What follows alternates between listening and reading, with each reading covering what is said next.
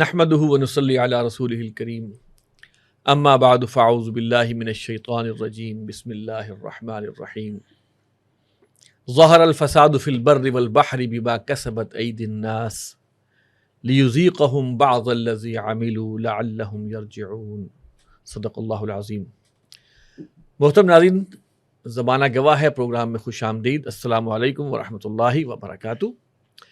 اس programme میں شریک گفتگو ہیں جناب ڈاکٹر فرید احمد پراچا صاحب، سابق جماعت اسلامی کے نائب امیر ہیں اور آج کل جو ان کے پاس ذمہ داری ہے وہ سیاسی مشیر برائے امیر جماعت اسلامی، اور ساتھ موجود ہیں جناب ڈاکٹر عارف صدیقی صاحب، لائف کوچ ہیں، مصنف ہیں، انٹرنیشنل حالات پر ایک نظر رکھتے ہیں، اینڈ ٹائمز، فتنہ دجال وغیرہ کے حوالے سے ان کے لیکچرز بھی ہیں۔ تو ہم ان دونوں حضرات کو آج اپنے اس پروگرام میں خوش آمدید کہتے ہیں۔ آج کا ہمارا پروگرام جو ملک میں جاری بد امنی، دہشت گردی کا جو معاملہ ہے اس کے حوالے سے ہے، اور جو میں نے آیت آپ کے سامنے تلاوت کی ہے، ظہر الفساد فی البر والبحر، سورۃ الروم کی آیت نمبر 41 ہے۔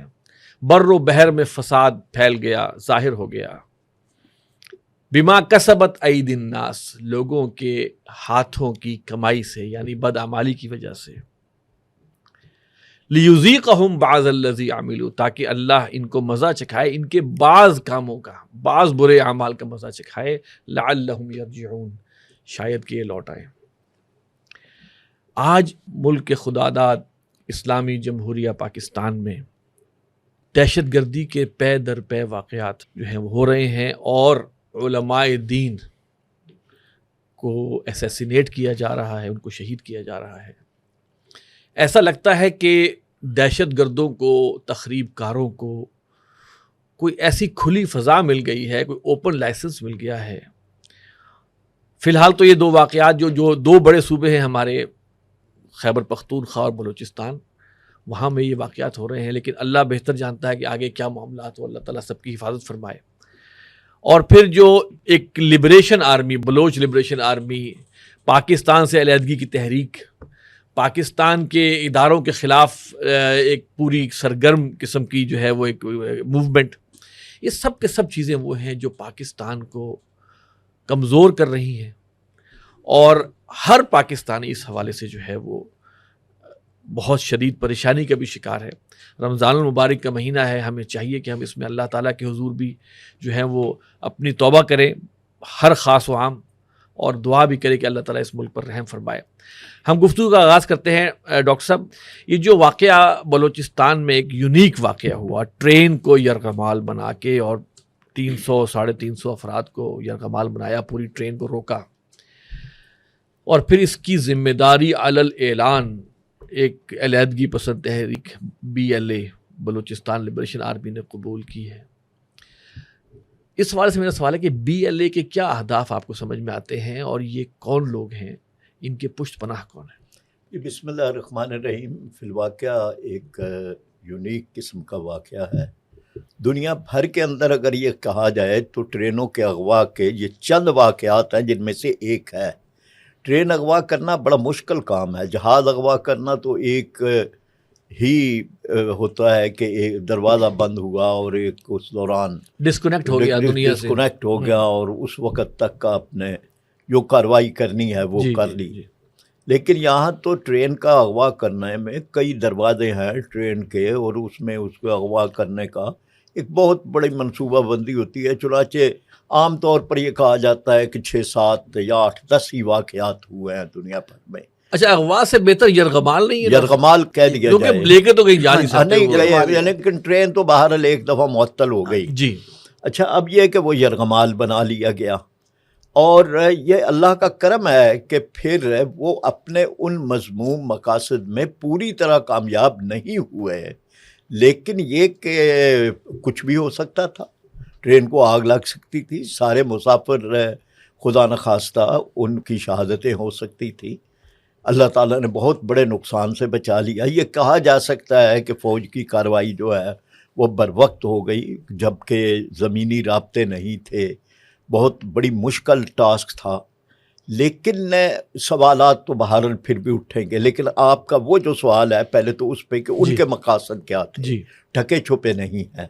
کل بھوشن یادیو کو تو 10 سال ہو گئے ہیں، یعنی وہ نیٹ ورک جس پہ ہماری انٹیلیجنس نے، ہماری حکومت نے بڑا ایک دنیا کے اندر داد وصول کی کہ ایک حاضر سروس، کرنل لیول کا ایک حاضر سروس ہے، اور یہ شاید جنگ عظیم دوم کے بعد یا شاید اس سمیت ایک بہت بڑا واقعہ ہے کہ اس لیول کا ایک آدمی حاضر سروس ہے وہ گرفتار ہوا۔ پھر بتایا گیا کہ جی اس کے عزائم یہ تھے، اس کے پیچھے یہ پروجیکٹ تھا، اس چیز کو یہ پورا ایک نیٹ ورک تھا، اور یہ مقاصد تھے، یہ کچھ وہ کر چکا تھا۔ سوال یہ پیدا ہوتا ہے کہ کیا ہم نے صرف انفارمیشن دینی تھی، قوم کو معلومات دینی تھی، کیا ایک پریس کانفرنس کرنی تھی؟ کیا دنیا کے اندر یہ معاملہ بھارت کے ہاتھ آیا ہوتا تو بھارت نے ہمیں اسی طرح چھوڑ دینا تھا؟ کیا ہم نے دنیا کے اندر اس چیز کو لے کے ہم کہاں گئے ہیں؟ کیا ہم نے دنیا کے سامنے یہ نہیں رکھا کہ ہم کتنے بڑے اس کا شکار ہیں؟ کیا ہم نے اس کے اوپر پوری احتیاطیں نہیں کی؟ اس کے بعد کہ یہ پھر کیا کھیل کیا ہو رہا ہے؟ 10 سال ہم نے کیوں گوائے ہیں؟ 10 سالوں میں ہم نے پھر کیوں نہیں اپنے سدباب کیے؟ پھر یہ BLA جو ہے اس کو مضبوط ہونے کے مواقع کیوں دیے گئے؟ پھر یہ کس طرح سے ان کا وہ سارا فائنانس کا سارا سسٹم جو ہے وہ کس طرح سے چلتا رہا؟ اس لیے یہ سوالات جو ہیں یہ پھر پیدا ہوں گے۔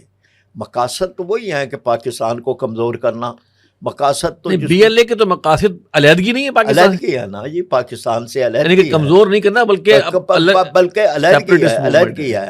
اچھا، اب اس علیحدگی کے اندر جو چیزیں ہیں، ایک تو حقوق کی بات ہے کہ جی ہمارے ہم بلوچوں کے حقوق غصب کیے جا رہے ہیں، یہ ظاہری ہے، لیکن اس کے پیچھے ایک عالمی جنگ ہے، اس کے پیچھے جو چائنا کے انجینئرز کو اغوا کیا جاتا ہے تو اس کا بلوچستان کے حقوق کے ساتھ کیا تعلق ہے؟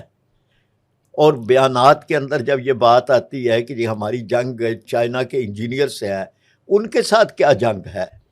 تو یہ پیچھے امریکہ کی جو سی پیک کے سلسلے میں، ریکوڈیک کے سلسلے میں بھارت والے کے جو ہیں، وہ آپ نے جو سوال کیا کہ یہ کیا جنگ ہے، تو جنگ تو یہی ہے کہ پاکستان کی جو معیشت کی اٹھان ہے اور اس کے ذریعے سے سی پیک کا جو ایک سارا معاملہ ہے، اور اس کے لحاظ سے جو ہے اس کو، تو وہ ایک ہے۔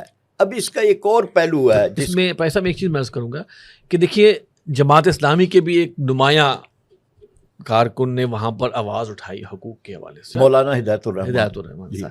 اب آپ ان کو کس لیول پر لیتے ہیں؟ کیا وہ حقوق کی آواز اٹھانا اور سیپریٹسٹ موومنٹ یہ کوئی الگ چیز؟ بالکل الگ چیز۔ یہاں ہی میں یہ بات دیکھیں نا، وہ بات کر رہے ہیں گوادر کے ماہی گیروں کی، ٹھیک ہو گیا، جن کو کچھ نہیں ملا، وہ بات کرتے ہیں کہ بھئی یہ چائنا اور امریکہ کی لڑائی یہ الگ چیز ہے، لیکن اس سے اس بیچارے گوادر کے ماہی گیر کا کیا قصور ہے کہ اس کی تو زمین بھی چھن گئی، اس کا تو روزگار بھی چھن گیا، اس کے لیے تو چیک پوسٹیں بن گئی جس پہ اس کی تذلیل ہوتی ہے۔ تو اس کی لڑائی چائنا کے ساتھ نہیں ہے، اس کی مولانا ہدایت الرحمان کا یہ کہنا ہے کہ ہمارا فریق چائنا نہیں ہے، ہمارا فریق وہ استحصالی طبقہ ہے کہ جو استحصالی طبقہ ہمارے مزدور کا، ہمارے وہاں کے ماہی گیر کا، ان کا استحصال کا۔ سیم آرگیومنٹ بلوچوں کا نہیں ہے کہ ہمارا استحصال ہوا، نہیں، ان کی لڑائی اور جگہ نہیں ہے، بٹ آرگیومنٹ تو سیم ہے نا۔ نہیں، آرگیومنٹ وہ تو پنجاب کے خلاف ہے، وہ پنجاب کے خلاف ہے، یہ مولانا ہدایت الرحمان کی لڑائی پنجاب کے خلاف نہیں ہے۔ ٹھیک ہو گیا جی۔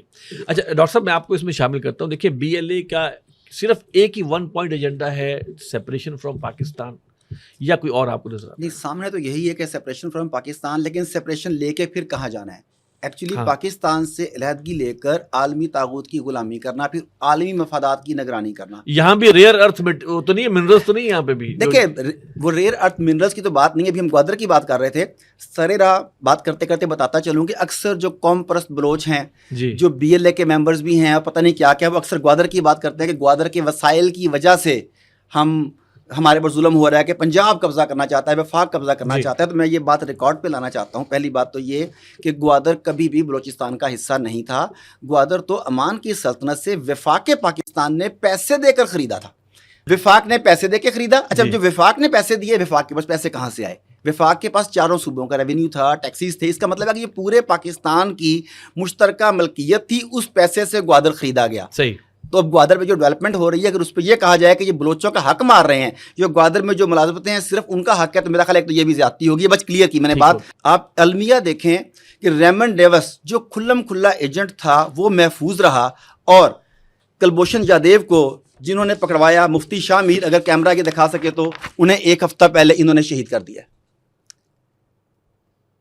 آپ اندازہ کریں اس چیز کا کہ دشمن اپنے ایجنٹس کی، اپنے اسیسینز کی کتنی حفاظت کرتا ہے، اور ہم اپنے دفاع کے لیے کھڑے ہونے والوں کی حفاظت سے کتنے غافل ہو گئے. تو بی ایل اے کا اس سے کیا تعلق تھا اسے مارنے کا؟ آپ کے خیال میں یہ رو نے مارا؟ دیکھیں دو ہی چیزیں ہیں. بی ایل اے وہاں انفراسٹرکچر لے کے بیٹھی ہوئی ہے، اس کے پیچھے را بھی ہے، اس کے پیچھے خاد بھی ہے، اس کے پیچھے این ڈی سی بھی ہے. اب یہ سب ملی بھگت ہے نا ان سب کی. اب وہ کیوں کریں گے؟ جیسا کہ آپ نے بھی چین کی بات کی، تو چینی مفادات پر حملہ بلوچستان کی علیحدگی سے اس کا کیا تعلق؟ چینی مفاد پر حملہ کیوں ہو رہا ہے؟ اچھا پاکستانی انفراسٹرکچر کو تباہ کیوں کیا جا رہا ہے؟ پاکستان کو غیر محفوظ ملک قرار دلوانا، پوری دنیا کے سامنے پاکستان کو غیر محفوظ ملک بتا کر پیش کرنا، یہ ان کے حق میں کیسے جا سکتا ہے؟ پھر اب انہی کے وہ جو بظاہر اپنے آپ کو لیڈرز کہتے ہیں، جس میں ایک مہرنگ کا نام بڑا جناب آ رہا ہے کہ اسے نوبل پرائز جو ہے نا وہ ملنا چاہیے. دوسرا آزادی حقوق کا بہت بڑا علمدار خود کو کہتا ہے منظور پشتین. آپ دیکھ لیجئے کہ موجودہ صورتحال میں ان میں سے کس کس نے اس دہشت گردی کی مذمت کی ہے. اس سے پہلے جن پنجابیوں کو بسوں سے ان کے شناختی کارڈ دیکھ کے اتار کر گولی مار دی گئی، کس کس نے اس کی مذمت کی ہے؟ اگر تو یہ بات مسنگ پرسنز کی ہوتی، اگر یہ بات حقوق کی ہوتی، تو وہ ہر مظلوم کے ساتھ کھڑے ہوتے. آپ کو یاد ہوگا کہ جب مسنگ پرسنز کے بارے میں احتجاج ہو رہے تھے، اسلام آباد میں احتجاج ہو رہا تھا، تو کیا پاکستان کے ہر صوبے کے لوگ اس میں شریک تھے کہ نہیں؟ سب سے زیادہ لوگ پنجاب کے شریک تھے، وفاق کے لوگ. جب مہرنگ بلوچ نے جب انہوں نے مسنگ پرسنز کے حق میں کیا، جو میڈیا اس کی کوریج کر رہا تھا وہ کہاں سے آیا تھا؟ وہ کے پی کے کا تھا، وہ بلوچستان کا تھا کہ پنجاب سے کا تھا سارے کا سارا؟ جب ہم ہر اس مسئلے میں ان کے ساتھ کھڑے ہوتے ہیں جہاں پر ہم دیکھتے ہیں کہ ان کے حقوق کی پامالی ہو رہی ہے، تو ہماری تو جانیں جا رہی ہیں، بچے یتیم ہو رہے ہیں، عورتیں بیوہ ہو رہی ہیں. اتنا بے حس تو دشمن بھی نہیں ہوتا، وہ بھی سفارتی زبان میں جو ہے نا کوئی نہ کوئی بات کر دیتا ہے. اتنی بے حسی کیسے ممکن ہے؟ اتنی بے حسی کے لیے صرف یہ ایجنڈا نہیں ہے کہ مجھے میرے حقوق نہیں مل رہے تو میں علیحدہ ہونا چاہتا ہوں. یقینی طور پر جو گریٹ گیم ہے، اس گریٹ گیم کا حصہ اور وجہ یہی ہے کہ پاکستان کی اسٹریٹجک حیثیت، اس میں پھر گوادر کا بڑا ایک اہم رول، پھر سی پیک کا رول، پھر بلوچستان کی اپنی ایک اہمیت، یہ تمام کی تمام چیزیں بین الاقوامی طاقتوں کی نظر میں اس خطے پر قبضے کو ایک لالچ یا ایک بہت بڑا انعام سمجھتی ہیں. اس کے لیے بی ایل اے اور جیسی دوسری تنظیمیں، ہم بی ایل اے کا نام لے لیں، پھر یہ بلوچ لبریشن فرنٹ کہاں گئی، بی ایل ایف بھی اس میں شامل ہے، یونائٹڈ بلوچ آرمی بھی اس کے خلاف شامل ہے. تو یہ سب کے سب علیحدگی کی تحریک تو نہیں چلا رہے، یہ بیسیکلی اینٹی پاکستان تحریک چلا رہے ہیں. اس میں جو یہ کہا جا رہا ہے ڈاکٹر صاحب کہ یہ ان کو پشت پناہی افغانستان سے مل رہی ہے، اور پورا ایک نیریٹو اس پہ ہمارے بیان ہو رہا ہے نا کہ یہاں بھی افغانستان سے ان کو مل رہا ہے. تو آپ کو کیا خیال ہے کہ یہ کلبھوشن افغانستان سے آیا تھا جو اس کو جو ہے وہ کیا جب بھی ہم کلبھوشن کی بات کر رہے تھے، جس طرح بھی آپ نے کہا کہ وہ افغانستان سے تو نہیں آیا، افغانستان کا معاملہ ٹی ٹی پی کی وجہ سے بہت زیادہ سنجیدہ ہوا ہے. وہاں پر جو را نے انویسٹمنٹ کی ہے گزشتہ کئی سالوں میں، شاید مور دین اے ڈیکیڈ جو انویسٹمنٹ کی ہے انفراسٹرکچر کے اوپر، اسٹوڈنٹس کے اوپر، لوگوں کے اوپر، اس انویسٹمنٹ کا نتیجہ ہے کہ اب وہاں کے عام عمال یا عہدیدار کہہ لیں آپ، وہ پاکستان کے خلاف بولتے ہیں. کبھی پاکستانی جھنڈے کی بے حرمتی کی جاتی ہے، پاکستانی قوم کو گالیاں دی جاتی ہیں. وہ جو خلیج پیدا ہو رہی ہے، یہ کبھی بھی ایک مسلمان دوسرے مسلمان کے خلاف نہیں کر سکتا. پھر یہ کیوں ہو رہا ہے؟ اس کے پیچھے را کی انویسٹمنٹ ہے. جب ہم بلوچستان کی بات کرتے ہیں تو وہاں پر افغانستان کی ڈائریکٹ ایکسیس اتنی نہیں ہو سکتی جتنی ایران کی ہے. ایران کے ذریعے جو آتے ہیں، دیکھیں یہاں پہ ڈائریکٹ نہ صحیح، مگر کیا وہاں پہ زینبیون اور فاطمیون کی قافلے تیار نہیں ہوتے رہے؟ وہ شام میں جا کر کیا کچھ کرتے رہے؟ جب وہ واپس پاکستان میں آئیں گے تو کس راستے سے آئیں گے؟ جب اس راستے سے آئیں گے، جب انہیں اور کوئی روزگار ہی نہیں ملا، انہوں نے 18 19 20 سال کی عمر سے تربیت ہی صرف یہ لی ہے کہ ہم نے قتل و غارت گری کرنی ہے، تو یہاں پر آ کر روزگار کمانے کے لیے کیا کریں گے؟ وہ لوگوں کا اعلیٰ کار بنیں گے کہ نہیں بنیں گے؟ ان ساری چیزوں کو ملا کے دیکھیں تو یہ پورے کا پورا خطہ، اس میں ایران بھی اتنا ہی ملوث ہے، اور اس میں بلوچستان میں جو غیر ملکی NGOز یا غیر ملکی ادارے کام کر رہے ہیں وہ بھی ایسی ملوث ہیں۔ ٹھیک ہے ڈاکٹر صاحب، اس میں ایک سوال پیدا ہوتا ہے کہ ہمارا کوئی قصور نہیں ہے؟ کیوں نہیں ہے جی؟ یعنی کہ ہمیں اگر سب یہ کام ہو رہے ہیں تو کہیں ہم نے بھی تو کسی کے ساتھ کوئی ظلم تو نہیں کیا ہوا؟ کیا ہم نے بھی لوگوں کو پکڑ پکڑ کے امریکہ کے حوالے نہیں کیا ہوا؟ لازمی بات ہے، دیکھیں نا بہت ساری چیزیں ایسی ہیں کہ جب کبھی اپنا تجزیہ آپ کریں کیونکہ جب ہم کہتے ہیں نا ہم مسلمان بھائی، وہ ہمارے مسلمان، تو وہ آگے سے جواب دے سکتے ہیں کہ بھائی آپ بھی ہمارے مسلمان بھائی تھے، آپ کی سرزمین سے ڈرون حملے ہم پہ ہوئے ہزاروں، اور آپ نے ہمارے سفیر کو پکڑ کے جو ہے وہ حوالے کیا ہے۔ یہ بالکل سوالات آتے ہیں جب آپ بے وفائیوں کا ذکر کرتے ہیں جی تو بے وفائیاں دو طرفہ ہیں جی، پھر اس کے بعد یہ سوال آتا ہے کہ جی آپ نے ان کے سفیر کو حوالے کیا اور انتہائی ذلت کے ساتھ ہے، یعنی جس میں سفارتی آداب کو بھی پامال کیا، اور اس کے بعد آپ نے اس بات کا بھی لحاظ نہیں کیا کہ آپ کس بنیاد کے اوپر کر رہے ہیں۔ فخر کیا اس بات پہ کہ ہم نے پکڑ پکڑ کے لوگ ڈالروں کے عوض ان کو امریکہ کے حوالے کیا، جی۔ کیوں؟ اور یہ اپنی کتاب کے اندر لکھا۔ پھر ڈاکٹر عافیہ صدیقی تو ایک ہماری بیٹی تھی نا، اس کو کس وجہ سے حوالے کیا؟ وہ بگرام کے اڈے پہ کیوں وہ گرفتار رہی اور امریکن کے پاس کیوں چلی گئی؟ یہ سوالات جو ہیں وہ محفوظ ہیں تاریخ کے دامن کے اندر، اور انہوں نے اٹھنا ہے۔ اس لیے یہ مطلب اس کو ہم کہیں بیان کر لیتے ہیں، بہت ساری چیزیں ہم نے اپنی غلطیوں کی وجہ سے ایک وقت کے اندر جن لوگوں کو ہم نے مجاہدین کہا، پھر ان لوگوں کے نام ہم نے ان فہرستوں میں ڈالے، اور پھر ان کے لوگوں کو ہم نے ایک وقت کے اندر ان کی زندگی اجیرن بنا دی۔ تو بہت ساری چیزیں ہیں کہ جس کے لیے سوالات ہمیشہ اٹھتے رہیں گے۔ ڈاکٹر صاحب، یہ اگر ہم دیکھیں تو دو صوبے ہمارے جو ہے نا وہ اس وقت بدامنی کا بری طرح شکار ہے۔ ایک ہمارا KPK اور وہاں پہ TTP کا جو معاملہ چل رہا ہے، اور دوسرا ہمارا بلوچستان۔ آپ کا کیا خیال ہے، یہ جو ان میں جو انتشاری ایلیمنٹ ہے، یہ ان کی آپس میں بھی کوئی کوآرڈینیشن ہے؟ ان کی آپس میں بھی کوئی ایک جسے کہیں کہ کسی ایک ہی مشن پہ تو نہیں لگے ہوئے کہ بس بلوچستان کی دہشت گردی اور KPK کی دہشت گردی کے بعد؟ اچھا، میں اس پہ آنے سے پہلے وہ اس میں ایک اضافہ کرنا چاہتا ہوں جو ہم نے بہت عرصہ شرمساری میں جیا ہے۔ ہم نے ملا عبدالسلام ضعیف کو جو حوالے کیا، اور اس پہ بطور قوم ہمیں معافی بھی مانگنی چاہیے، اس میں کوئی شک نہیں ہے۔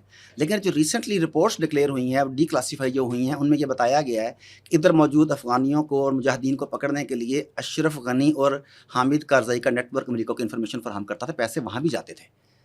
ٹھیک ہے جی، مطلب اس بات کو مطلب اگر آپ وہ پٹھو تھے، وہ لٹرلی میں کہوں نا اشرف غنی یا وہ سر ہمارے بھی پٹھو تھے۔ جب ہم یہ تانا سن کے برداشت کر کے معافی مانگتے ہیں کہ ہم اس پہ شرمندہ ہیں، تو انہیں جب ہمیں جب وہ یہ تانا دیتے ہیں کہ تم لوگوں نے یہ کیا، تو تم لوگوں نے جو کیا اس کے پیچھے تم اپنے لوگوں کی، تمہاری نسل کی غداری تھی، تم لوگوں نے مارا ہے۔ تم لوگوں نے جتنے پیسے یہاں پر آئے، یہاں پر اگر $1 کروڑ آتا، وہاں $10 کروڑ جاتے تھے۔ تو براہ کرم یہ یاد رکھیے کہ زیادہ پیسے کس نے لیے ہیں، اس بات کو ذہن میں رکھنا چاہیے۔ ٹھیک ہے۔ اچھا، آپ نے کہا کہ بلوچستان اور KPK دونوں اس کی زد میں کیوں ہیں، تو ایک جیسا کہ ہم نے پہلے کہا کہ ان کی اسٹریٹجک اہمیت افغانستان کے پوائنٹ آف ویو سے دیکھیں تو KPK کی بہت زیادہ اہمیت ہے افغانستان کے پوائنٹ آف ویو سے۔ اگر آپ ایران کو کنٹرول کرنے، ایران پر پریشر ڈالنے کے حوالے سے دیکھیں تو بلوچستان کی بہت زیادہ اہمیت ہے، اور اس وقت عالمی طاقتیں انہی دو ریاستوں پر پینیٹریٹ کرنے کے لیے ہمارے ان دونوں صوبوں کو، اس خطے کو استعمال کرتی ہیں۔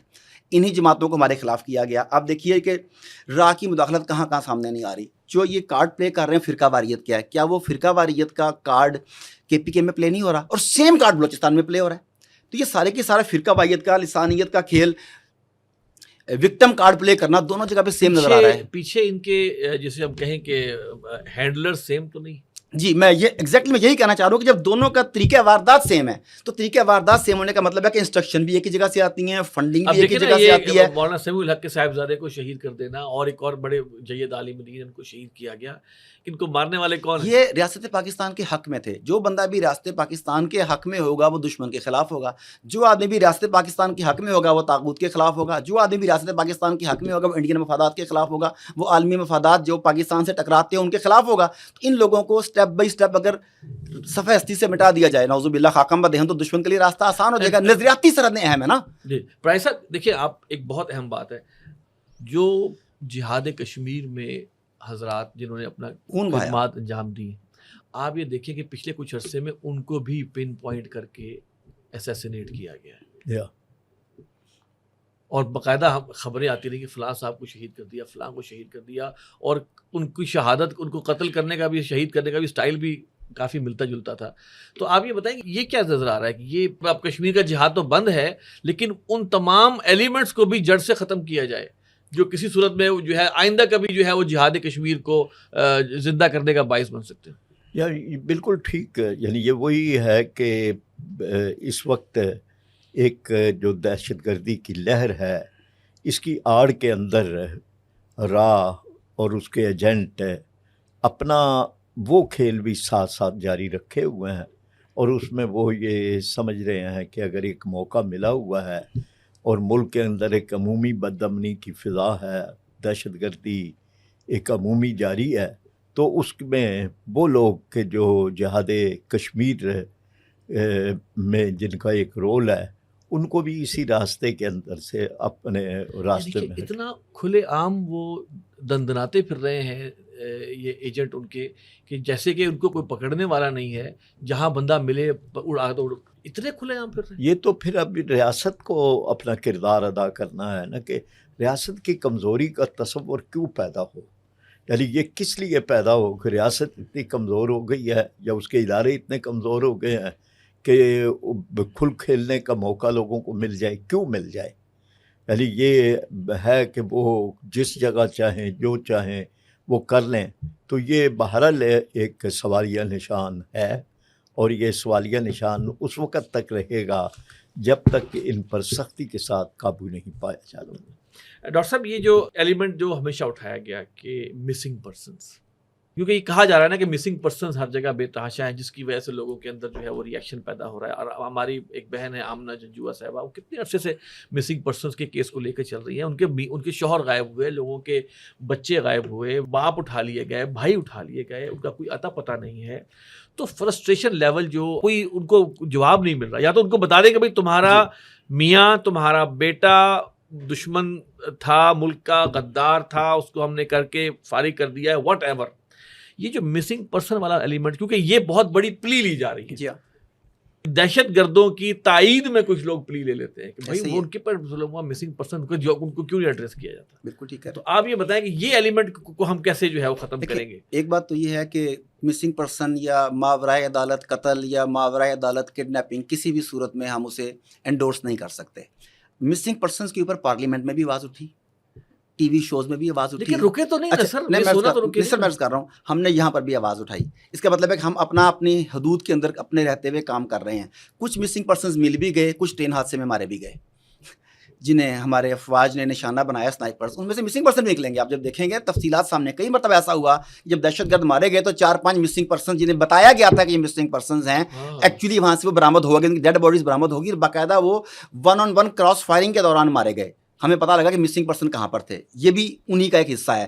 دوسری طرف جنون ایسے لوگ بھی جو کسی غلط فہمی کی بنیاد پر اٹھا لیے گئے, کسی ادارے نے پتہ نہیں اٹھایا یا کسی دوسری تنظیم نے اٹھا کے اداروں پر نام ڈالا, لیکن ذمہ داری تو ریاست کی ہے نا کہ میرے بچوں کی, میرے والدین کی, میرے بھائیوں کی حفاظت کرے. تو ڈیفینیٹلی ریاست اس بارے میں جواب دہ ہے, اسے ان کی کنسولیشن کرنی چاہیے, انہیں جواب دینا چاہیے. انہیں ڈھونڈنے میں, اگر ان کے ریاست کے پاس نہیں ہے تو انہیں ڈھونڈنے میں تمام تر وسائل بروئے کار لانے چاہیے. یہ بات صحیح ہے, لیکن بلے بھی اٹھا لیا جی, اپنے ایجنسی نے اٹھا لیا. یہی جو ہے وہ جسے کہا جائے نا کہ ایک نیریٹو بلڈ کیا جا رہا ہوتا ہے. حالانکہ میں سمجھتا ہوں کہ اس میں سے جیسے انہوں نے کہا کہ کچھ تو وہاں جو خود مس ہو گئے, جی خود وہ بھی ہوا. لیکن بہرحال یہ بھی ایک اور فینومینا ہے جس پہ کہ ہمارے اداروں کو دیکھنا چاہیے کہ یہ وہ ایلیمنٹس جو ہیں ان کو آپ جن کو کسی وجہ سے بھی اٹھایا گیا ہے, ان کو کم از کم اس کے ایک اینڈ تک پہنچائیں تو صحیح. یس, اور باقیوں کے بارے میں کہیں بھائی ان کا ہمیں نہیں پتا, ہاں جی, چیزیں ان کے خلاف یہ ثبوت ملے ہیں, یہ ایشوز ملے ہیں, اب ان کے خلاف ہم کیس چلائیں گے.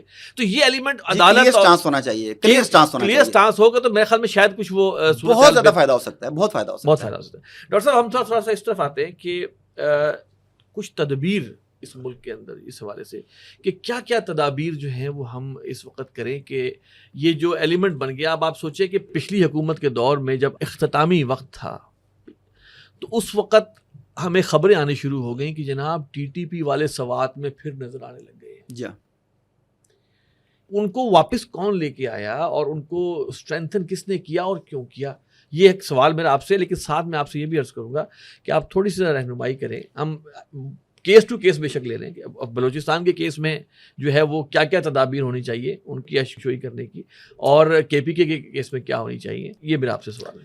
اچھا, کچھ چیزیں تو ہیں نا جی کہ جن کو آپ پولیٹیکلی ہینڈل کریں گے, اور کچھ چیزیں وہ ہیں کہ جن کو آپ ریاستی طاقت کے ذریعے سے یا آپ انٹیلیجنس بیسڈ آپریشن کے ذریعے سے کریں گے. اس لیے کہ جو سیاسی حل ہیں وہ تو دہشت گردی کا حل نہیں ہوتے. سیاسی معاملات میں سیاسی حل ہوتے ہیں, لیکن جو دہشت گردی ہے وہ تو وہی ہے, سیاست سے حل نہیں ہوتی. انما جزاء الذین یحاربون اللہ ورسولہ, وہ تو پھر قرآن پاک نے جو ایک اصول بیان کیا ہے وہ تو پھر اسی طرح سے ہے کہ ان کے خلاف پھر ایک مکمل ایک ایکشن جو ہے وہ لیا جائے. اچھا, اب اس ایکشن کے اندر پھر تسلسل ہونا چاہیے. وہ ایک ادھورا ایکشن جو ہوتا ہے کہ جی آپ کو کبھی کریں اور کبھی رہ جائیں اور کبھی پھر ان کو مضبوط ہونے کا موقع دیں, اور پھر اس میں وہ پھر اس کا نتائج یہی ہوتے ہیں کہ جی وہ آپ اپنے عوام کو ہی غیر محفوظ کر رہے ہوتے ہیں.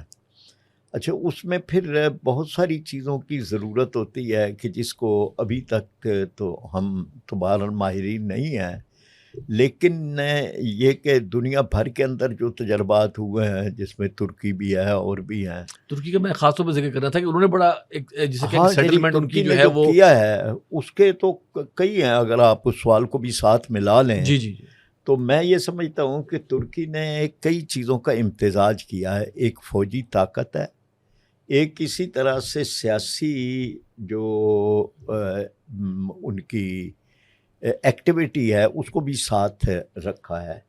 پھر اس کے بعد عوامی تائید پیچھے تھی, یعنی یہ نہیں یہ تھا, ایک بہت یہ ایلیمنٹ بہت بڑا اہم ایلیمنٹ بات ہے ہے. جو کہ آج تھوڑی سی ذرا ہمارے ہاں معاملہ اس کا ہاں, یعنی وہ نہیں ہے کمزور نا, نظر آتا پیچھے عوامی تائید تو کوئی نہیں ہے نا, آئسولیشن ہے. یعنی جو کچھ ہو رہا ہے وہ آئسولیشن کے اندر ہے, پیچھے عوامی تائید نہیں ہے, لیکن وہاں عوامی تائید تھی. پھر چوتھی بات جو تھی وہ اس میں ٹیکنالوجی کا استعمال تھا. یعنی انہوں نے ڈرونز کا استعمال جو ہے وہ کیا, ٹیکنالوجی کا, اور ٹیکنالوجی کا استعمال جو ہے وہ بڑی مہارت کے ساتھ ٹیکنالوجی کا استعمال کیا ہے. پھر اس کے بعد جو انٹیلیجنس کا استعمال جو ہے وہ جو ہمارے ہاں ہے لیکن اتنا نہیں ہے کہ جتنا انٹیلیجنس کا استعمال, اور وہ نیٹ ورک جو ہے وہ پورے طور پر, حتیٰ کہ ایک وقت آیا کہ کردستان کی جو پی کے جو کردستان ورکر پارٹی ہے اس کے عبداللہ اوجلان جو ہیں اس نے خود اپیل کی اپنے لوگوں سے کہ جی آپ ہتھیار رکھ دیں. یعنی گویا کہ اتنا ایک پورا, یعنی ایک ڈائلاگ بھی تھے اندر تھے ڈائلاگ یا جس طرح سے بھی تھا کہ اس نے انقرہ کے ساتھ مل کے یا اس نے ان کے کہنے کے اوپر اپیل کی اس نے کہ جی میں اپنے ورکر سے اپیل کرتا ہوں کہ ہتھیار ڈال دیں, اور انقرہ سے یہ توقع رکھی کہ انقرہ جو ہے وہ اس کی رہائی کا اعلان کرے, معافی کا بھی, عام معافی کا بھی, عام معافی کا بھی. اچھا, اب یہ دیکھیں کہ یہ کامیابیاں ہیں نا, درجہ بدرجہ کامیابیاں ہیں. یہاں بھی اس بات کی ضرورت ہے کہ ایک تو مستحکم انٹیلیجنس کا نظام ہو. یہ جو جعفر ایکسپریس کا ہے اس نے یہ بتا دیا نا کہ انٹیلیجنس کا بہت مستحکم اب وہ کہتے ہیں جی یہ انٹیلیجنس فیلئر کی بات نہ کریں. چلیں ہم نہیں بات کریں گے, فیلئر تو ہے نا, کوئی بات کرے یا نہ کرے. دیکھیے جی, ان کو دہشت گردوں کو پوری معلومات تھی کہ اس ٹرین میں ان کو معلومات فوج تھی, کے اتنے اداروں لوگ کے تھے, لوگ ہیں, اتنی وہ جا یہ رہے ہے. ہیں. جی آپ کہتے ہیں انٹیلیجنس فیلئر کی بات نہ کریں, وہ جیسے نہیں, میں صرف یہ عرض کر رہا ہوں کہ سر دیکھیں وہاں پہ تو جو پاکستان ریلوے رسپانسبل نہیں ہے, ان کی ڈیٹیل ڈسکلوز ہو سکتا ہے انہوں نے کسی میں کی ہو, جی ہاں, انہی کا کوئی ورکر وہاں بیٹھا ہو, وہ کوئی جی بیٹھا ہوگا. بالکل ہے, یعنی وہ یعنی کہ پوری, ہمارے ہاں جو اندر کا جو انتشار اور جی کرپشن ہاں, اتنی جی ہاں, زیادہ ہے. یعنی اس میں تو یہ بات بھی تھی کہ فوج یعنی حکومت کے اندر امریکہ کے ساتھ جو اس کے مقاصد کے ساتھ ہم آہنگ کچھ لوگ ہیں کہ جو چائنا کو ناکام کرنے کے لیے موجود ہیں یا پیڈ ہیں, یہ بھی کہا جا سکتا ہے. تو اس کو بھی تو کہیں کوئی ہونا چاہیے کہ جی حکومت کوئی, وہ جو پنجابی میں کہتے ہیں کہ اپنی منجی ڈنگوری پھیرے, وہاں بھی تو دیکھے کہ وہاں کیا ہے. تو یہ بہت زیادہ, یعنی اس کو آپریشن تو کریں, لیکن آپریشن کرتے ہوئے ان ساری چیزوں کو مد نظر رکھا جائے اور یہ کولیکٹیو ڈیمیج والا تصور چھوڑ دیں. کولیکٹیو ڈیمیج, اور اس کے علاوہ بہت ساری چیزیں میں یہ جو ہے نا جی تصور وہاں بھی تھا اور یہاں بلوچستان میں بھی, یہ جو مقامی آبادی کی تذلیل ہے نا, جب تک مقامی آبادی ساتھ نہیں ہوتی. اب یہ جو چیک پوسٹوں کے اوپر برقعے پوش عورتوں کو وہ کہتے ہیں برقع اٹھاؤ, کیوں اٹھائیں برقع؟ اگر آپ نے اٹھوانا ہے تو اپنی آپ لیڈیز پولیس کو وہاں پہ لیڈی پولیس کا رکھیں.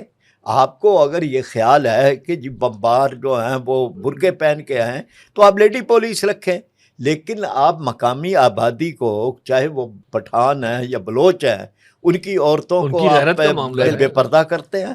تو یہ آبادی کو مطلب آپ اس طرح سے ان کی تذلیل نہ کریں. اسی طرح کوئی ڈیتھ اسکواڈ ٹائپ ایک تصور ہے کہ جی وہاں پہ مطلب اس طرح کے بھی ہیں کہ جن کو اسپانسرڈ ہیں اور ڈیتھ اسکواڈ ہیں. تو یہ تصور نہیں ہونا چاہیے کہیں. اگر کسی درجے میں ایک بندے کے بھی اگر اس طرح کا ہوتا ہے کہ کوئی ڈیتھ اسکواڈ ہے, کسی کہیں سے اس کی حوصلہ افزائی ہوتی ہے کسی ادارے کی طرف سے اور وہ ڈیتھ اسکواڈ ہے, تو یہ اس طرح کی چیزیں وہاں پہ موجود ہیں. ماورائے عدالت جو چیزیں, ماورائے عدالت. جب آپ گفتگو کر رہے تھے تو میں نے بھی 10 باتیں لکھ لی ہیں. جی میں وہی ابھی آپ کی طرف آ رہا پوائنٹ, یعنی اس میں جو ترکی کا سر معاملہ جو ہے نا, جی یہ ایک ایگزامپلری ہو سکتا ہے, لیکن میں اس میں عرض کروں, دیکھیں وہ ایک قوم ہے, ترک ایک قوم ہے, اس کے ہمسائے میں ہاسٹائل اینیمی اس طرح کا بھارت کی طرح کا نہیں بیٹھا ہوا, اور اس کے اندر میرا گمان یہ ہے کہ جتنی کرپشن پاکستان میں ہے, اپنا اخلاقی لحاظ سے بھی, مالی لحاظ سے بھی, فرقے واجد کے لحاظ سے بھی, صوبائیت کے لحاظ سے بھی, لسانیت کے لحاظ سے بھی, اس کا شاید عشر عشیر بھی ترکی میں نہیں پایا جاتا. آپ درست کہہ رہے ہیں, کیونکہ میں وہاں پہ چند وزٹس بھی کر چکا ہوں, لیکن رائٹ ناؤ میں جو بات کر رہا تھا وہ ترکی والے سوال کے جواب میں نہیں تھی, جو ان سے پہلے بات شروع ہوئی تھی کہ ہمیں کیا کرنا چاہیے. میں چاہوں گا تو میں ایڈ کر دوں گا. تو میں نے وہ جو نا شارٹ 10 پوائنٹس لکھے تھے کہ ہمیں کیا کرنا چاہیے. آپ کو یاد ہوگا کہ EU ڈس انفو لیبز نے انڈین کرونیکلز کو بے نقاب کیا تھا. بالکل چند سال پرانی بات ہے, یاد آ گیا آپ کو. اسی طریقے سے ہم نے انڈین کرونیکلز کو جس طرح بے نقاب کیا تھا, ایران ہو, افغانستان ہو یا انڈیا ہو, ہمیں ان کی سازشوں کو ایسے ہی کھل کر لوگوں کے سامنے لانا چاہیے. جیسے ڈاکٹر صاحب نے کہا کہ ہم نے کلبھوشن یادیو کو حوالے کر دیا یا دنیا سے کیا لیا وہ کر کے, ہم نے اسے اس طریقے سے پبلش نہیں کیا, بتایا نہیں, لوگوں کے سامنے نہیں رکھا. تو ایک بات یہ ہے کہ ان کی تمام سازشوں کو جو آپ کے سامنے آتی ہیں انہیں انڈین کرونیکلز کی طرح مکمل بے نقاب کریں. دوسرا, سفارتی بات چیت میں ثبوت پیش کر کے سخت الفاظ میں جواب طلب کریں. ہم کہتے ہیں ہمیں پتہ لگا ہے, ہم چاہتے ہیں آئندہ سے ایسا نہ ہو, یہ کمزوری ہے. آپ دھڑلے سے بات کریں کہ یہ ثبوت ہے, تمہاری جرت کیسے یہاں آنے کی. تیسری چیز ہے, سیکرٹ ایجنسیوں کے ذریعے ان کے کمانڈ اینڈ کنٹرول کو اور ان کی فنڈنگ کو روکا جائے. آپ کے پاس ایجنسیاں موجود ہیں, اور پاکستان کی ایجنسیاں دنیا کی بہترین ایجنسیاں ہیں. یہ ان کے کمانڈ اینڈ کنٹرول کو تباہ کر سکتی ہیں, ان کی فنڈنگ سسٹم کو تباہ کر سکتی ہیں. پھر لفظ سخت ہیں لیکن بعض اوقات ضروری ہوتا ہے, آپریشن ہائی ٹارگٹ اسٹرائک کے ذریعے انہیں غیر مؤثر کر دیا جائے. Operation high target strike, military کی ٹرم سمجھنے والے جان گئے ہو گئے کہ یہ ٹرم کیا کہہ رہی ہے, اور پوری دنیا کرتی ہے. بلوچ نوجوانوں کو قومی دھارے میں شامل کیا جائے, انہیں ترقی کے مواقع دیے جائیں، تعلیم کے مواقع دیے جائیں، ان کی کانسولیشن کی جائے، حتیٰ کہ جو تالیف قلوب کے معاملات ہیں نا اس میں بھی انہیں شامل کیا جائے کہ اس وقت ان کی تالیف قلوب کی ضرورت ہے، اس کے لیے اسپیشل فنڈنگ بھی کی جا سکتی ہے نوجوانوں کے لیے۔ پھر جیسا کہ ڈاکٹر صاحب نے کہا قبائلی سطح پر رابطے کیے جائیں، آپ ان کے لوگوں کو ساتھ، وہ دیکھیں قبائلی سسٹم ہے، سردار سسٹم ہے، جرگا سسٹم ہے، وہ اپنے امیر کی بات مانتے ہیں، جب تک آپ ان کے قبائلی سسٹم کو ساتھ ایڈ نہیں کریں گے آپ عوامی ہمدردیاں نہیں لے سکتے۔ بھارتی صورتکار جس بھی پوسٹ پر ہے سختی سے نمٹا جائے اور بھارت کو انگیج کیا جائے۔ جب تک آپ بھارت کو دیکھو اسے کھلی چھوٹ دی ہوئی ہے آپ نے، جب بھارت لداخ میں انگیج تھا آپ محفوظ تھے، جب بھارت جموں میں انگیج تھا آپ محفوظ تھے، جب بھارت کسی تھرڈ جگہ پر انگیج تھا آپ محفوظ تھے۔ جیسے ہی بھارت کی ادر انگیجمنٹس ختم ہوتی ہیں وہ پاکستان میں مداخلت کرنے لگ جاتا ہے، بھارت کو انگیج کیا جائے۔ لیکن ہم تو خیر تجارت کر رہے ہیں نا، فی الحال ہم نے کافی ساری چیزیں منگوائی ہیں، آپ کو پتہ لگ گیا ہوگا آج کل میں۔ اس کے بعد میڈیا کو بے لگام نہ ہونے دیا جائے۔ پوری دنیا میں واحد میڈیا پاکستان کا میڈیا ہے جسے اپنے ملک کے اوپر، اپنے اداروں کے اوپر، اپنے دینی اور رول ماڈلز کے اوپر بھونکنے کی مکمل اجازت ہے۔ انہیں بے لگام، دیکھیں ہر ایک کا کرائٹیریا ہوتا ہے، آپ تنقید کریں، تنقید برائے اصلاح ہوتی ہے، تنقید برائے تخریب نہیں ہوتی۔ اب آپ ان تمام ٹاک شوز کو دیکھیں کہ وہ تنقید برائے اصلاح کر رہے ہیں یا تنقید برائے انتشار کر رہے ہیں، میڈیا کو بے لگام نہ ہونے دیا جائے۔ اور آخری بات یہ ہے کہ نیشنل انٹرسٹ میں جو فارن انویسٹرز ہیں، فارن سٹیک ہولڈرز ہیں، انہیں کسی بھی قسم کی رعایت نہ دی جائے۔ سر دیکھیے یہ آپ نے آخری بات کی ہے نا، یہ جو ڈوئل نیشنلٹی والے ہمارے ملکوں کے چلا رہے ہیں نا، وہ تو چلا رہے ہیں، اور جن کو پتا ہے کہ ہم نے وفاداری کا ثبوت اس ملک کو دینا ہے تو ہمارے ہمارے گھر محفوظ ہے جی، ہم نے ان کی سٹیزن شپ کا، ان سے وفاداری کا حلف اٹھایا ہے۔ ہاں جی، وہ ہے لوگ جو کہ ان کو پتا ہے کہ یہاں ملک کا بیڑا غرق ہوگا تو ہمارے لیے وہ جگہ سیف ہیون محفوظ ہے۔ بالکل ایسا ہی ہے، بالکل ایسا ہی ہے۔ یہ ہے اصل میں ایلیمنٹ جو کہ سب سے بڑی ہمارے ملک کے اندر جو ہے وہ جسے کہتے ہیں دراڑ کا باعث بنتا ہے کہ ان کو پتا ہے کہ اس ملک کو تو ہم نے یہاں سے تو ہمیں چلے جانا، یہاں سے جانا ہے، ہم نے یہ لوٹ مار کرنے کے لیے آئے ہیں، سیٹل کہیں اور ہونا ہے، راز نہیں کر سکتے۔ جی، تو یہ جو ہمارے سرکاری عہدیدار ہیں، پارلیمانی عہدیدار ہیں، جو بھی طبقہ ہے، ان کے جو اتنے بھی سرکاری ملازم ہیں، خواہ وہ چھوٹے گریڈ کا ہے خواہ بڑے گریڈ کا ہے، ان کے لیے ڈیول نیشنلٹی جو ہے وہ جرم ہونی چاہیے۔ دوسرا آپ کے سوال کا پارٹ تھا ترکی کے حوالے سے، آپ نے کہا تھا کہ میں اس میں کچھ بتاؤں، تو پہلے یہ دیکھیں کہ ترکی نے میجر ٹارگٹس کون سے اچیو کیے، اس کے لیے لائحہ عمل کیا اڈاپٹ کیا۔ بہت ساری باتیں ڈاکٹر صاحب نے بتا دی، ایک آدھ ریپیٹ ہو جائے گی، اس میں دو چار چیزیں بتاتے ہیں جو کیا کیا ان کے 3 بڑے گروہ تھے۔ ایک تھا PKK، وہاں داعش بھی انفلوئنس کر رہی تھی، اور فتح اللہ گولن کا نیٹ ورک تھا وہاں پہ۔ فتح گولن کا اتنا بڑا نیٹ ورک تھا کہ آپ کو یاد ہوگا کہ اس کے سکولز کے ذریعے اس نے کس طریقے سے کام کیا۔ روس میں جب اس کے پہلے سکول بند کیے گئے تو طیب اردگان نے وہاں پوچھا کہ آپ نے ترکش سکول کیوں بند کیے ہیں؟ اس نے کہا ہم نے ترکش سکول بند نہیں کیے، CIA کے اڈے بند کیے ہیں۔ فتح اللہ گولن نیٹ ورک اس طریقے سے کام کر رہا تھا۔ اس نے ان تینوں کو کچلنے کے لیے کیا کیا کیا؟ نمبر 1 عسکری کارروائی۔ ڈاکٹر صاحب نے بڑا خوبصورت کہا کہ سیاسی معاملات سیاست کے ذریعے حل ہو سکتے ہیں، دہشت گردی کو سیاست سے آپ ختم نہیں کر سکتے۔ دیکھیں کہا یہ جاتا ہے کہ ان سے مذاکرات کرو، دہشت گردوں سے مذاکرات کرو۔ سر وہ بتاتا ہوں نا کہاں تک آتا، میرے ابھی اس پوائنٹس میں چیزیں ساری آ جاتی ہیں۔ ترکی کی پہلے بات کی، اس نے کیا کیا کیا؟ ترکی نے پھر کراس بارڈر آپریشنز بھی کیے۔ آپ یہ نہ سمجھیں کہ اس نے صرف اپنے اندر پکڑا، اس نے کراس بارڈر آپریشن کیا کہ یہاں سے مداخلت ہوتی۔ پاکستان نے بھی ایک مرتبہ ایران میں کیا تھا، آپ نے دیکھا کتنا سکون رہا اس کے بعد کئی مہینوں تک۔ جب آپ کے نیشنل انٹرسٹ کے اوپر، نیشنل سیکیورٹی کے اوپر آپ کا کوئی بھی پڑوسی اگر اس کے لیے خطرہ بنتا ہے تو آپ کو کراس بارڈر آپریشن کر کے اپنے تحفظات کو یقینی بنانا چاہیے، اور ہم نے یہ کر کے دکھایا ہے۔ اگلی چیز جو ہے اس نے ترکی نے کی، اس نے انٹیلیجنس کا انتہائی مؤثر استعمال کیا ان دشمنوں کی۔ ابھی تو آپ فرما رہے ہیں ہماری ایجنسی دنیا کی بہترین ایجنسی۔ میں نے یہ کہا انہوں نے بہترین استعمال کیا۔ ہماری ایجنسی اس میں کوئی شک نہیں، دنیا کی بہترین ایجنسی ہے، اور آپ کو میں آگے جب موقع ملے بتاؤں گا بھی کہ کیسے کیسے وسائل کیا کہ انہوں نے کام کیے، لیکن انہوں نے انٹیلیجنس کا بہترین استعمال کیا۔ ہم اس نہج پہ شاید بھی استعمال نہیں کر پا رہے، شاید ہماری پرائرٹیز میں تھوڑا بہت فرق ہے۔ پھر انہوں نے ڈاکٹر صاحب نے کیسا بتایا، ڈرونز کا اور AI کا استعمال کیا۔ انہوں نے ان کے نیٹ ورکس کو کیسے پکڑا، ان کی ٹیلی فونک ٹاکس کو کیسے نوٹ کیا، انہوں نے وہ کی ورڈز کیسے مانیٹر کیے کہ جب یہ والی بات ہوتی ہے کیسے ریکارڈ کرنا، اس کے لیے AI کا استعمال کیا گیا۔ پھر انہوں نے سلیپر سیلز کو پکڑا، انہوں نے فنڈنگ نیٹ ورک کو نشانہ بنایا، اور پھر جو سفارتکاری تھی، جو میں نے پہلے کہا تھا نا، انہوں نے جارحانہ سفارتکاری کی، انہوں نے یورپین یونین پر دباؤ ڈالا اور ان تنظیموں کو دہشت گرد تنظیمیں ڈکلیئر کروایا، اور ساتھ ساتھ انہیں یورپین یونین کو بتانے کے لیے کہ ہمارے پاس ادر آپشنز موجود ہیں۔ اس نے روس کے ساتھ بھی دعا اسلام بڑھانی شروع کر دی، اس نے ایران کے ساتھ بھی تعلقات بہتر کرنا شروع کر دیے۔ یہ ساری کی ساری چیزیں یورپی یونین کے لیے ایک تھریٹ تھا۔ پھر انہوں نے قومی بیانیہ تشکیل دیا، یہ وہی بات ہے، عوام پیچھے کھڑی ہے. یس. اور قومی بیانیاں تشکیل دینے کے لیے میڈیا کنٹرول کرنا پڑا. دیکھیں میڈیا کو تو فنڈنگ آپ کو پتا ہے کہاں سے ہوتی ہے. جب آپ نے قومی بیانیاں تشکیل دینا ہے تو بجائے اس کے کہ اس بیانیے کی تصحیح کی جائے، اس بیانیے کو کسی اور ملک میں دکھایا جائے، آپ کو میڈیا کو کنٹرول کرنا پڑتا ہے کہ اس وقت ہمارا ون پوائنٹڈ ایجنڈا یہ ہے، اس کے مطابق چلنا ہے. انہوں نے اسے بھی استعمال کیا. پھر انہوں نے سوشل میڈیا کریک ڈاؤن کیا. ہمارے ہاں سوشل میڈیا کریک ڈاؤن حکومت کے تحفظ کے لیے ہوتا ہے، انہوں نے سوشل میڈیا کریک ڈاؤن ریاست کے تحفظ کے لیے کیا. اب جو یہ فائر وال ہے کیا اس کیٹیگری میں شمار کریں گے آپ؟ میں سمجھتا ہوں کہ یہ حکومت کے شاید آئی تھنک میری پرسنل اوپینین یہ ہے کہ حکومتی مفادات کی نگرانی زیادہ کرتی ہے، ریاستی مفادات کی نگرانی کم کرتی ہے. لیکن ایکچولی یہ ریاستی مفادات کی نگرانی ہونی چاہیے، حکومتی مفادات کی بعد میں. یہ میری پرسنل اوپینین ہے، غلط بھی ہو سکتی ہے. اچھا، اس کے بعد انہوں نے دہشت گردوں کا میڈیا ٹرائل بھی کیا. دہشت گردوں کو پکڑ کے دکھایا کہ یہ کیا کرتا ہے. جس طرح ہم نے کہا نا مسنگ پرسنز کی بات ہم کر رہے تھے، آپ نے مسنگ پرسن کو اگر مسنگ پرسن واقعی کلپریٹ ہے اسے لوگوں کے سامنے دکھا کے سرے عام سزا دینی چاہیے تاکہ لوگوں کو پتہ چلے کہ اس کے کرائم کیا تھے، اس کی فیملی کو پتہ چلے کہ اس نے کیا کیا. انہوں نے یہ والا کیا. پھر انہوں نے معاشی اور سماجی اصلاحات کی، ہائیبرڈ پالیسی اپنائی. اب یہ تھے اس کے 7-8 کی پوائنٹ جو ترکی نے اپنائے. اب آپ انہی کو یہاں پہ دیکھ لیں. اگر وہ پی کے داعش اور فتح اللہ نیٹ ورک کو کچلنا چاہتے ہیں، ہمارے یہاں BLA ہے، لبریشن آرمی کے بعد لبریشن فرنٹ ہے، اس کے علاوہ داعش بھی کہیں نہ کہیں پینیٹریٹ کر رہی ہے، TTP پینیٹریٹ کر رہی ہے.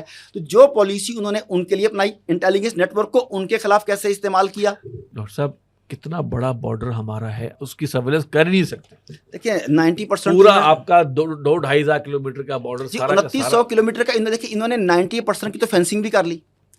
کس نے؟ پاکستان نے مل کے. انہوں نے کچھ کی، انہوں نے کر لی، کچھ نہیں انہوں نے کر دی. اب اس کے بعد کیا ہے، آپ کے پاس ڈرونز موجود ہیں، آپ کے پاس AI موجود ہے. آپ نے اگر آپ چاہیں تو غیر قانونی مداخلت کو آپ 90% کم کر سکتے ہیں. ختم تو کسی بھی ملک میں نہیں ہو سکتی. امریکہ آج تک لاطینی امریکہ سے ختم نہیں کر سکا، یورپ آج تک ختم نہیں کر سکتا، وہ پاسبل نہیں ہے. لیکن 90% ہیومن ٹریفکنگ جو ہے وہ آپ AI کی مدد سے اور اپنے سیکیورٹی فورسز کی مدد سے، زیادہ چیک پوسٹ کی مدد سے، الیکٹرانک سرویلنس بیسیکلی سیٹلائٹ موجود ہے، الیکٹرانک سرویلنس موجود ہے. میں بند بھی کر دوں اس کا گوگل میپ تو یہ مجھے مہینے پہ کا ریکارڈ بتا دیتا ہے کہ آپ کہاں پہ گئے تھے. میرے قدم تک تو یہ گن کے بتا رہا ہے کہ آپ نے اس ہفتے میں کتنے قدم اٹھائے تھے. اور یہ میں فری ورژن یوز کر رہا ہوں. تو یہ کیسے ممکن ہے کہ میں نے پیڈ ورژن لیے ہوں اور میرے پاس ایکوریٹ صحیح قسم کی انفارمیشن نہ آ رہی ہو. Biometric scanners, data collection, یہ ساری کی ساری چیزیں جو ہیں آپ کی ہیلپ تب کریں گی، جو ڈاکٹر صاحب کی بات کو انڈورس کرتے ہوئے کہوں گا، جب تک آپ قبائل کو اور عوام کو اعتماد میں نہیں لیں گے. انہوں نے چھپنا کہاں پر ہے؟ Hit and run. جہاں پہ گوریلا وار ہوتی ہے، ہٹ اینڈ رن وہ مقامی آبادی کے تعاون سے ہوتی ہے. ہٹ رن کر کے کہاں جانا ہے؟ کسی کے گھر میں. کھانا کہاں سے کھانا ہے؟ کسی کے گھر سے. چھپنا کہاں پہ ہے؟ کسی کے گھر میں. زخمی علاج کہاں پہ کرانا ہے؟ کسی کے گھر میں. تو جب تک آپ مقامی آبادی کو اعتماد میں نہیں لیں گے، انہیں اپنی نیک نیتی نہیں بتائیں گے، اس وقت تک یہ نہیں ہو سکتے. پھر ملٹری سیولین کوآپریشن ونگ ہی کوئی نہیں ہے. سیولین آپریشنز علیحدہ ہو رہے ہیں، جو مطلب ہے سیولین ادارے یا پولیس ہے، کاؤنٹر ٹیررزم ڈپارٹمنٹ ہے، اس طرح کے جتنے بھی ڈپارٹمنٹ ہیں، ملٹری علیحدہ ہو رہے ہیں. ملٹری سیولین کوآپریشن جب تک یہ نہیں ہوگا، اس وقت تک آپ امیج بلڈنگ کیسے کر سکتے ہیں؟ ملٹری سیولین کوآپریشن بے زیادہ ضروری ہے. سفارتی جنگ ہم آلموسٹ چھوڑے بیٹھے ہیں. اگر سفارتی جنگ پہ موجود ہیں تو دفاعی پوزیشن میں موجود ہیں. حالانکہ ہمیں جتنا ہمارے ساتھ ظلم ہوا ہے، جتنا ہمارا خون بہا ہے، جتنا ہمارا انفراسٹرکچر تباہ ہوا ہے، جتنے اربوں ڈالرز کی ہم نے ورلڈ ٹریڈ سینٹر والے سیلف پلانٹڈ واقعے کے بعد جتنے اکانومی کے دھچکے ہم نے برداشت کیے، جتنا خون ہم نے دیا، شاید پوری دنیا میں کسی نے نہیں دیا. اس کے باوجود ہم ڈیفینسو پہ. اور بھئی ہمیں تو آفینسو ہو کے پوچھنا چاہیے کہ تم کیا کر رہے ہو. لیکن جب یہ ساری پالیسی بنائیں تو ایک فکرہ جو خطرناک ہے میں وہ بھی کہنا چاہتا ہوں. جب بھی ایسا آپریشن شروع ہوتا ہے، اس کی آڑ میں ذاتی اناد نکالا جاتا ہے، ذاتی بغض نکالے جاتے ہیں، سیاسی اناد، مسلکی اناد، فرقہ وارانہ اناد. ہم اس چکر میں یہ کرتے ہیں. اس پالیسی اب آپ دیکھیں نا، ہماری جو بیسٹ ایجنسیز تھیں انہوں نے پچھلے دنوں میں لوگوں کے پرائیویٹ فون پر ٹیپ کیے. ہاں جی، ان کی ویڈیوز پکڑی ہیں. یعنی کہ شرم آتی تھی کہتے ہوئے کہ یہ ہمارے ادارے جو ہیں یہ اس کام میں لگ گئے ہیں کہ ان کے اسکینڈل پکڑیں، اور ادھر دشمن جو ہے وہ BLA کو طاقتور کر رہا ہے اور سیپریٹسٹ موومنٹ کو، TTP کو طاقتور کر رہا ہے. اس سوال کا جو آخری جواب میں ایک ون لائنر بول دوں تاکہ وہ نقش ہو جائے اگر ہمارے عہدیدار اسے سن رہے ہیں تو، کہ آپ یہ پالیسی بنائیں، نیشنل سیکیورٹی پالیسی بنائیں، دہشت گردی کے خلاف پالیسی بنائیں، ملٹری سیولین الائنس بنائیں، میڈیا کو ساتھ ملائیں. ہم آپ کے ساتھ دامے درمے سکھنے کھڑے ہیں، مگر اس بات کو یقینی بنائیں کہ اگر اس آپریشن کی آڑ میں ذاتی اناد، ذاتی بغض نکالے جائیں اور جو آدمی اس میں پکڑا جائے، ثابت ہو جائے، اس کے ساتھ وہی سلوک کیا جائے جو ٹیررسٹ کے ساتھ کیا جاتا ہے، اسے اسی طرح لٹکایا جائے جس طریقے سے ٹیررسٹ کو لٹکانے کا مطالبہ کرتے ہیں، خواہ وہ انتہائی ہائی رینک آفیسر کیوں نہ ہو. افسر وکٹمائزیشن کر رہا ہو ہاں اس کی بات جی جی جو بھی ہاں جو اس میں ذاتی پرسنل گینز یا پرسنل، اچھا لوگ پھر کڈنیپنگ بھی کرتے ہیں، بلیک میلنگ بھی کرتے ہیں، تمہیں اس طرح پھنسا دوں گا، یہ کر دوں گا، یہ بھی تو معاملات ہوتے ہیں نا. جیسے اس وقت کی معاملہ آئے اس میں ادارے کی ساکھ کو مد نظر نہ رکھیں کہ پتہ لگ گیا کہ ہمارے ادارے کے بندے نے یہ کیا. نہیں، آپ کے ادارے کی ساکھ یہ ہے کہ آپ کہیں کہ ہمارے بندے نے یہ کیا، ہم نے اسے بھی لٹکا دیا، کیونکہ ہم ان بائسڈ ہیں، ہم پاکستان کے ساتھ غیر مشروط کھڑے ہیں. آپ کے منہ میں گھی شکر میں یہ کہہ سکتا ہوں، اللہ کرے ایسا ہی ہو. ڈاکٹر صاحب ایک میں اس میں پروگرام ختم کرنے سے پہلے میں چاہوں گا کہ دیکھیے آپ نے ایک بڑی اہم بات کی تھی، عوام کی تائید.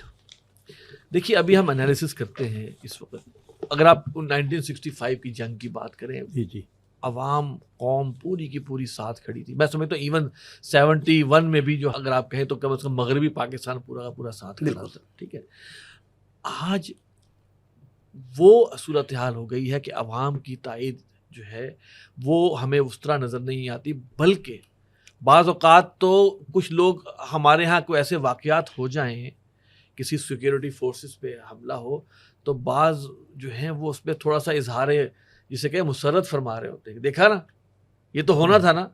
میں آپ سے عرض کروں گا، یہ عوام کی تائید حاصل کرنے کے لیے، عوام کے دل جیتنے کے لیے آپ کیا ریکمینڈ کرتے ہیں؟ ہمارے مقتدر جو ہے، ظاہری بات ہے وہ بھی پاکستانی ہمارے بھائی ہیں.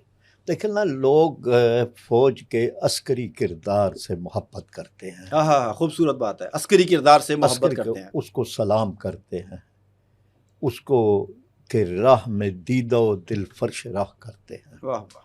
یہ آپ 65 میں دیکھ چکے ہیں. جی. اور فوج کے جو سیاسی کردار ہے اس کو لوگ پسند نہیں کرتے. فوج کو اس پہ جتنے چاہے وہ سروے کروا لے، اس کو خود سمجھ آ جائے گی کہ فوج کا جو عسکری کردار ہے اس پہ آپ جتنے وہ ترانے ہیں، جو ٹرکوں کے پیچھے تصویریں بنتی تھیں، آپ یہ سوچئے کہ عموماً ہم KPK کے ٹرکوں کے پیچھے دیکھتے تھے پاک فوج کو سلام، پاک فوج کو سلام. ہر ٹرک گزر رہا ہے، فوجی بنا ہوا ہے، جی ہاں. پرچم بنا ہوا ہے پاک فوج. یہ جی چیزیں ہم نے ابھی بڑی بھی دیکھ لیتے ہیں، ابھی بھی نظر آتی ہیں، اچھا، اگرچہ کم. جو فوجی وردی والا اگر آتا تھا تو لوگ اس کو سلوٹ کرتے تھے، اس کے آگے پیچھے ہوتے تھے. یہ احترام اگر مفقود ہوا ہے تو اس کا سبب ڈھونڈنا چاہیے نا. آج بھی اس کا احترام موجود ہے، لیکن عسکری اس کے لیے لوگ پھر وہی ہیں کہ جو وہ اس وقت کے ترانے تھے نا، اے وطن کے سجیلے جوانوں میرے نغمے تمہارے لیے ہیں، وہ آج بھی ہے، وہ اس کے لیے ہے. واپس آنے کے لیے پھر یعنی اگر آپ یہ اس کا فیصلہ انہوں نے کرنا ہے، خود کرنا ہے. اگر وہ یہ طے کر لیں کہ جی ہم نے سیاست کے معاملات میں ہم نے نہیں آنا، فوج کو سیاسی ایجنڈا فوج کا نہیں ہے، کوئی جیتے کس طرح جیتے، یہ 2018 میں ہوا، یہ 2024 میں ہوا، یہ آگے نہیں ہوگا، یہ پہلے ہوا غلط ہوا، اعلانیہ کہہ دیا جائے کہ یہ غلط ہوا ہے. اچھا، اب یہ نہ کہ جی یہ کہنے کے لیے حوصلہ چاہیے، لیکن قوم کو بھی حوصلہ ملے گا. اگر آپ حوصلہ کریں گے تو قوم کو بھی حوصلہ ملے گا. اس کے بعد بہت ساری چیزیں ٹھیک ہو جائیں گی. اور فوج کا آج بھی قربانیاں تو ہو رہی ہیں نا، فوج کی ہو رہی ہیں نا قربانیاں. بالکل. اس قربانیوں کو جتنا پیچھے ایک عوام کی تائید ملنی چاہیے، جتنا اس لہو کو خراج ملنا چاہیے، وہ لوگوں کو وہ خراج تو نہیں مل رہا نا. جی. اس سپاہی کا کیا قصور ہے، اس کو کہ جس نے اپنے وطن کی سرحدوں کے حفاظت کے روز بیچارے وہ ہو رہے ہیں، اس کا تو کوئی گناہ نہیں ہے. اس نے تو وطن کے لیے، وطن کی سلامتی کے لیے، یہ وطن مستحکم رہے، مضبوط رہے، یہاں پہ دشمن اندرونی بیرونی اس کے عزائم خاک میں ملے، اس کے لیے اس نے دی ہیں نا قربانیاں. تو اس کو بہرحال یہ میرے اور آپ سے زیادہ خود فوج کے جو سوچنے سمجھنے والے طبقے ہیں ان کے سوچنے کا کام. جی ڈاکٹر صاحب سر آپ اس پہ جو ہے نا بہت خوبصورت آپ نے بات کی ہے، تو میں اس پہ مجھے ایک واقعہ نہیں، ایک چھوٹی سی تحریر یاد آ رہی ہے جو میں نے لکھی تھی، میں وہ پیش کرنا چاہتا ہوں کہ کسی بھی معاملے میں معافی کے 4 مراحل ہوتے ہیں، معذرت کے 4 مراحل ہوتے ہیں۔ پہلا یہ، میں مانتا ہوں یہ میری غلطی تھی۔ ٹھیک۔ دوسرا، مجھے اس غلطی کے اوپر افسوس ہے۔ ہم، تیسرا یہ، میں وعدہ کرتا ہوں ایسا آئندہ نہیں ہوگا۔ چوتھا، مجھے بتائیں اس کا ازالہ کیسے ہو سکتا ہے۔ جب تک وہ معذرت ان 4 مراحل سے نہیں گزرتی، وہ معذرت، وہ انفرادی معذرت ہو، وہ اداروں کی معذرت ہو، وہ اجتماعی معذرت ہو، اس کے 4 مراحل ہیں۔ ان 4 مراحل کو پورا کریں گے تو ہم ایسے پہلے کی طرح مٹھی بن کے اکٹھے ہو جائیں گے۔ اور اس کے لیے پھر پرائے صاحب کی بات کہ یہ میرے اور آپ سے زیادہ ان لوگوں کو سوچنے جس کا کی غلطی ہے، دیکھیں جو عدلیہ کی غلطی ہے وہ عدلیہ کو کرے، جو انتظامیہ کی غلطی ہے، جو مقننہ کی غلطی ہے، جو عسکری اداروں کی غلطی ہے، جو میڈیا کی غلطی ہے، جو آپ کی غلطی ہے، جو میری غلطی ہے، ہم سب اپنی اپنی جگہ پر تو ذمہ دار ہیں نا۔ اپنے اپنے دائرۂ اثر میں اگر اس غلطی کو مان لیا جائے جو ہم سے غلطیاں ہوئی ہیں، تو ہم بہتری کی طرف جا سکتے ہیں۔ اس میں ایک چھوٹی سی چیز ایڈ کرنا چاہوں گا اینڈ پہ، وہ یہ ہے کہ دیکھیے ایک ڈیوائن ایلیمنٹ بھی ہے، وہ چاہے ایک فرد ہے، چاہے ایک افسر ہے، کہ بھائی ایک دن تم نے اس دنیا سے بھی جانا ہے اور تمہیں اپنے اعمال کا حساب دینا پڑے گا۔